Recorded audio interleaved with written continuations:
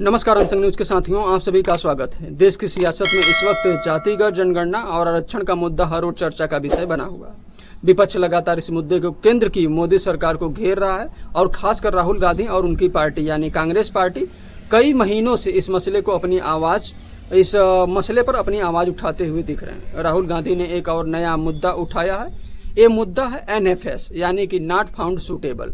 उन्होंने कहा है कि इसका जिक्र करते हुए राहुल गांधी ने कहा है कि बीजेपी और RSS आरक्षण के खिलाफ साजिश रचने का एक बड़ा आरोप लगाया है और उन्होंने कहा है कि ये NFS के जरिए किया जा रहा है यानी कि नॉट फाउंड सूटेबल। अब NFS क्या होता है और NFS को लेकर हम आपको डिटेल तरीके से चर्चा करेंगे और इसी पर आज हम बात करने वाले हैं। पिछले कई वर्षों से केंद्र की मोदी सरकार, केंद्र की बीजेपी सरकार पर आरोप लगते रहे हैं कि देश के तमाम जो शिक्षण संस्थान हैं और आरक्षण वहां पर लगभग खत्म कर दिया गया है। रिजर्वेशन कैटेगरी से आने वाले लोगों को यह कहकर छांट दिया जाता है कि NFS यानी कि नॉट फाउंड सूटेबल। हालांकि सरकार भी इस पर अपनी जवाबदेही दी है, लेकिन वो जवाब जो आए हैं वह संतुष्ट, अगर आप देखना चाहेंगे तो वहाँ संतुष्टि या फिर वहाँ जो जवाब आए हैं वहाँ कहीं ना कहीं असंतोष या फिर असंतुष्टि के तौर पर से देखा जा रहा है। भारत में आरक्षण एक बहुत बड़ा मुद्दा है। सामाजिक न्याय का सबसे बड़ा अगर प्रतीक है तो वहाँ आरक्षण है। इसके लिए तमाम आंदोलन हुए हैं। इसके लिए बड़े बड़े लोग अपने संघर्षों की कुर्बानी दी है। तमाम लोग आरक्षण के लिए अपनी कुर्बानी दी है और आरक्षण के खिलाफ और आरक्षण को लेकर लोगों ने तमाम प्रकार की बातें बोली हैं, तमाम प्रकार की आवाज़ें उठाई हैं। लेकिन NFS के जरिए अब किस प्रकार से आरक्षण पर हमला किया जा रहा है, NFS को बताकर किस प्रकार से यानी नॉट फाउंड सूटेबल बता करके किस प्रकार से आरक्षण की धांधली की जा रही है, इसको लेकर हम डिटेल तरीके से आपको बताएंगे और इस पर यह भी बताएंगे सरकार के द्वारा क्या कहा गया है। वो वीडियो अगर आप देखेंगे तो समझ जाएंगे कि सरकार के द्वारा किस प्रकार से और क्या बातें बताई जा रही हैं। और ये इस प्रकार से अगर आरक्षण को लेकर अगर आप देखने चाहते हैं तो इस पर तमाम प्रकार के आंदोलन हुए हैं। अब सरकार के द्वारा यहाँ तय किया जाता है कि ST SC OBC के और जो EWS में जो आरक्षण मिल रहे हैं उसमें किस तरीके से उसमें आरक्षण के तहत उसकी भर्ती की जाए और किस प्रकार से उसको सही तरीके से लागू करवाया जाए, क्योंकि ये सरकार की ही जिम्मेदारी होती है। ये जो आरक्षण मिल रहे हैं उस पर जो आरक्षण के तौर तरीके हैं उसको अपनाते हुए जो वैकेंसी आती है, जो भर्ती आती है, उस पर सही तरीके से एक जो चयनित प्रक्रिया हो सही तरीके से हो। इसको लेकर अब जिस प्रकार से राहुल गांधी ने इसको लेकर एक बड़ा मुद्दा बनाया है, जिस प्रकार से विपक्ष की सरकारें लगातार आरोप भी लगा रही हैं कि जो बीजेपी की केंद्र की सरकार है वहाँ उस पर लगातार विपक्ष के द्वारा भी कई प्रकार के सवाल उठाए जा रहे हैं और आरक्षण को खत्म करने का आरोप लगाया जा रहा है। कांग्रेस नेता और लोकसभा नेता प्रतिपक्ष राहुल गांधी की माने तो ऐसा उन्होंने कहा है। राहुल गांधी ने अपने सोशल मीडिया X पर एक वीडियो जारी किया है जिसमें वो दिल्ली विश्वविद्यालय पहुंचे हुए हैं और छात्रों से मिले हैं और उनके मुद्दे जानने की कोशिश कर रहे हैं। और वो अगर आप वीडियो देखते हैं तो उसमें वो बातचीत कर रहे हैं, वो अपने भी तर्क दे रहे हैं और जो बच्चे हैं वहाँ पर जो स्टूडेंट हैं उनके भी तर्क जानने का प्रयास कर रहे हैं। अगर ये वीडियो आप देखेंगे तो ये समझ जाएंगे, लेकिन ये वीडियो आप देख लीजिए, फिर आगे की डिटेल तरीके से मैं आपको बताने का प्रयास कर रहा हूँ कि NFS क्या होता है और उसमें किस प्रकार से धांधली की जा रही है। इसके बाद उन्होंने एक ट्वीट भी किया है जो हम आपको ट्वीट भी पढ़ के सुना देंगे, लेकिन पहले आपको ये वीडियो देखना बहुत ही जरूरी हो जाता है। पहले आप ये वीडियो देखें, फिर आगे की चर्चा मैं आपसे करता हूँ। What is your plan for your future? Recently, I developed an interest in being a diplomat. It is not privatization that is taking place. It is de-Dalitification and de-obesification. Please use the right word. You are fighting for participation. You are not fighting for power. But 90% को access नहीं. What is going on? Shocking बात यह है, interest नहीं है लोगों को इसमें. They introduce the NEP. 70 marks are for practical and 90 marks are for the theory. तो अगर आपके प्रोफेसर से नहीं बनी तो आप गए. Yes, exactly. You cannot survive. आप लोगों ने ये वीडियो देखा। वीडियो के बाद उन्होंने एक सोशल मीडिया X पर एक ट्वीट भी किया है। उन्होंने लिखा है उस पर नॉट फाउंड सूटेबल अब एक नया मनुवाद है। ST SC OBC के योग्य उम्मीदवारों को जानबूझकर अयोग्य ठहराया जा रहा है ताकि वो शिक्षा और नेतृत्व से दूर रहें।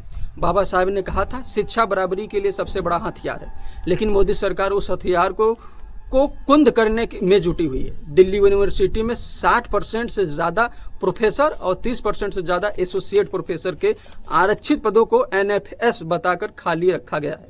ये कोई अपवाद नहीं है। IIT, सेंट्रल यूनिवर्सिटीज़, हर जगह यही साजिश चल रही है। NFS संविधान पर हमला है।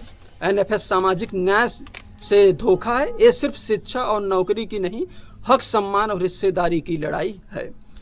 मैंने डीयूएसयू के छात्रों से बात की, अब हम सब मिलकर बीजेपी और आरएसएस की हर आरक्षण विरोधी चाल को संविधान के ताकत से जवाब देंगे। इस प्रकार से उन्होंने ट्वीट किया और ट्वीट करने के बाद इस प्रकार से उन्होंने लिखा अपने सोशल मीडिया एक्स हैंडल पर, और उन्होंने इस प्रकार से बीजेपी के ऊपर आरोप लगाया है। यानी कि राहुल गांधी ये कहना चाह रहे हैं कि तमाम जो विश्वविद्यालय हैं, जो सेंट्रलाइज्ड यूनिवर्सिटी हैं, आईआईटी जैसे बड़े शिक्षण संस्थान में जो आरक्षित पद हैं वो जानबूझकर खाली कर दिए जाते हैं, और इसके लिए एनएफएस को बहाना बनाया जाता है। अब सबसे पहले आप जान लीजिए कि एनएफएस क्या होता है। आप एनएफएस यानी नॉट फाउंड सूटेबल, योग्य नहीं उम्मीदवार पाया गया। यानी कि जो पेपर होंगे, इंट्रेंस के दौरान फिर जो किसी प्रकार के पेपर होते हैं, उसके बाद उसमें इंटरव्यू होते हैं, इंटरव्यू के दौरान जो मेरिट वगैरह बनती है उसमें जो स्टूडेंट है वह नॉट फाउंड सूटेबल यानी कि वो योग्य नहीं पाए हैं, इस प्रकार से बताया जाता है। और उसमें उनकी भर्ती या फिर उनकी एडमिशन या फिर जो भी एनएफएस के जरिए होता है उस पर इस प्रकार से बहाना बना दिया जाता है कि नॉट फाउंड सूटेबल पाए गए। इस प्रकार से एनएफएस के जरिए आरक्षण पर हमला किया जा रहा है। इस प्रकार से राहुल गांधी के द्वारा ट्वीट किया गया और उन्होंने इस प्रकार से अपनी बातें भी उठाई हैं। अब हम आपको देश के सभी सेंट्रल यूनिवर्सिटीज़ के साथ साथ आईआईटी, आईएएम को भी आंकड़ा दिखा रहे हैं, जो आप देखेंगे तो आपको चौंकाने वाले आंकड़े आएंगे। तो इस पर सवाल सबसे बड़ा ये उठता है कि क्या जो राहुल गांधी के द्वारा कहा जा रहा है, जो उनके ट्वीट के द्वारा कहा जा रहा है, जो वीडियो में बताया जा रहा है, तो क्या ये चीज़ें सही पाई जा रही हैं या फिर नहीं पाई जा रही?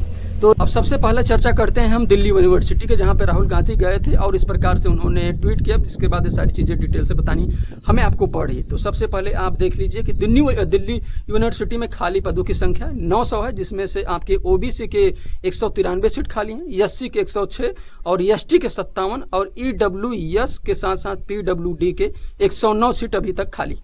एक करंट सिनेरियो है, यानी करंट जो पद खाली हैं एक करंट सिनेरियो के हैं। और साथ साथ अगर आप देखते हैं, जो अब दूसरी अगर यूनिवर्सिटी की बात करते हैं तो वो है जेएनयू यानी कि जवाहरलाल नेहरू यूनिवर्सिटी का हाल भी बहुत अच्छा नहीं, इसकी भी स्थिति ऐसी है। उसमें हम आपको बता दें कि ओबीसी की 78 सीट खाली, एससी के 45, एसटी के 28, ईडब्ल्यूएस पीडब्ल्यूडी के 37। ये समझिए कि जो दिल्ली यूनिवर्सिटी का हाल है वही जेएनयू का भी हाल चल रहा है। तो ये जो खाली पद हैं एक करंट सिनेरियो का हम आपसे बता रहे हैं, ये करंट सिनेरियो आपको बता रहे हैं। जेएनयू के बाद हम आपसे बातें जो बता रहे हैं, इसके बाद हम आपको 45 केंद्रीय विश्वविद्यालय में खाली पदों की हाल दिखा रहे हैं। शिक्षा मंत्रालय के आंकड़े से हम आपके बातें ये बता रहे हैं। देश भर में सभी केंद्रीय विद्यालयों में टीचिंग कैटेगरी में कितनी सीट खाली है उसको हम आपको बताने का प्रयास कर रहे हैं। तो ये समझ लीजिए कि ओबीसी के स्वीकृत जो पद है 3652 है, जिसमें से खाली पद 1521 पद खाली है। एससी में स्वीकृत पद 2315 है, जिसमें से खाली पद 788 पद खाली हैं। एसटी में 1154 स्वीकृत पद हैं, जिसमें से 472 पद खाली है। ये आंकड़े 31 जनवरी 2025 तक के हैं। यानी फिलहाल देश भर में केंद्रीय विद्यालय में एसटी एससी ओबीसी कैटेगरी में अगर आप टोटल देखते हैं तो जो टोटल अगर आप देखते हैं एसटी एससी ओबीसी के जो अगर आप टोटल देखते हैं तो इसमें 2781 पद अब भी खाली पड़े हुए हैं। सेंट्रलाइज यूनिवर्सिटी में नॉन टीचिंग यानी कि नॉन टीचिंग का भी हाल बुरा ही है। इसका भी हाल अगर आप देखेंगे तो ये भी आंकड़े जो हैं आपको चौंकाने वाले हैं, और इसमें भी अगर आप देखते हैं तो ये भी काफ़ी आपको आंकड़े चौंकाने वाले हैं। तो शिक्षा मंत्रालय के मुताबिक ही 31 जनवरी 2025 तक के सभी 45 सेंट्रल यूनिवर्सिटी में ओबीसी के जो स्वीकृत पद हैं 4495 हैं, जिसमें से खाली पद 1983 हैं। इसके बाद अगर आप देखते हैं तो एससी में जो स्वीकृत पद हैं 2013 हैं, जिसमें से खाली पद 1011 हैं, और एसटी के जो स्वीकृत पद हैं 3409 हैं, जिसमें से खाली पद 1491। कुल मिलाकर अगर देखा जाए तो एक भी ऐसी यूनिवर्सिटी नहीं है जिसमें से कि जो आरक्षित सीट जिसमें से अगर आप देखना चाहते हैं तो जो स्वीकृत पद है, जो आरक्षित सीट है, जो रिजर्वेशन सीट है, ऐसा नहीं है कोई भी यूनिवर्सिटी जिसमें कि पूरी तरीके से उसको फुलफिल की जाए। इसी बात को राहुल गांधी भी कह रहे हैं कि ये एनएफएस के जरिए से खाली रखा गया है और कहीं ना कहीं आरक्षण पर हमला बता रहे हैं, और इसमें जो एक बड़ी साजिश के तौर पे बताया जा रहा है। जब सवाल जवाब किए जा रहे हैं तो केंद्र सरकार ने भी अपने तरीके से जवाब दिया है। और जो केंद्रीय मंत्री हैं धर्मेंद्र प्रधान के मुताबिक जब 2014 में यूपीए सरकार गई थी तब सीटें वैकेंट थी। उस समय जो सीटें वैकेंट थी उस समय भी हाल बहुत बुरा था और आज भी हाल वही है। तो इसको हम आपको बता देते हैं। उस समय जो एसटी के सीट खाली थे 63% खाली थी, यानी 50% से भी अधिक सीटें खाली थी। और उसमें अगर ओबीसी के देखते हैं तो 60% सीटें खाली थी और एससी के देखते हैं तो 55% सीटें खाली थी। अगर आप देखते हैं आंकड़ा उठाते हैं तो अगर ऐसा कोई नहीं है, अगर उसमें देखते हैं तो ऐसी अगर आप देखते हैं तो सभी जगहों पर 50% से अधिक सीटें खाली रखी गई थी, तब भी और आज भी। तो माना ये जाए कि जो चीज़ें पहले होती थी, क्या 2014 में जो चीज़ें पहले हुई तो अब भी यही होगा।